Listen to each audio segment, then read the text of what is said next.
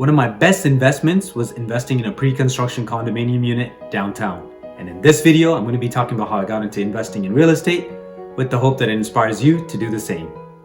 My name is Parth Sudharan, and I'm a real estate agent with RE/MAX Metropolis. One of my best investments was purchasing a condo unit downtown. I had just graduated, and with the help of our awesome family real estate agent, we started looking for a property to invest in. I didn't know if I was going to live in it, but I knew I wanted to start investing. At the time I graduated, I found a job that was paying me around $50K. And unfortunately, it wasn't enough to support a purchase of a detached home in Toronto at the time. So I started looking around for condos, which seemed much more suitable for a first-time home buyer like myself at the time.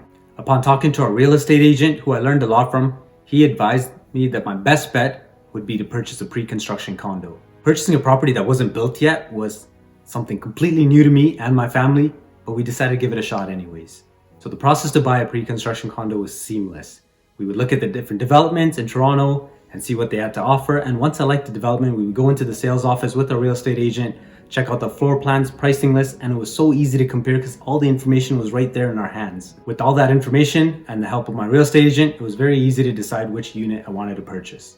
In my case, I went ahead with the condo development downtown, which required that I pay 5% of the purchase price upon signing the purchase agreement, and then another 10% over the next 1 year, which allowed me to save up money. The total 15% was still a lot of money for someone like me who just got out of school, but luckily my family was able to help.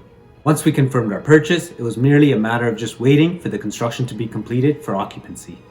For me, the condo was built within 3 years of me signing the agreement, and within those 3 years I was able to save up money, and I decided I wouldn't move into the unit, but I would start renting it out.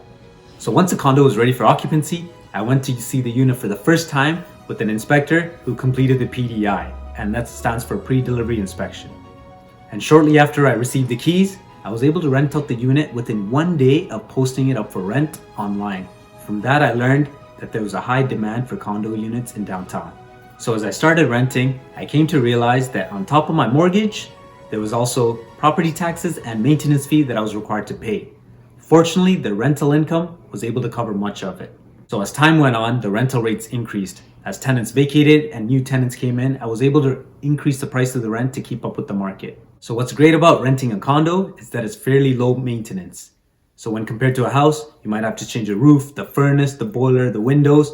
But with a condo, much of that was taken care of by the condo corporation through the monthly maintenance fee that I was paying to them. So as the time went on, condo prices appreciated in Toronto, and I was able to use up the equity that was built up in that condo to pull it out and purchase a second property.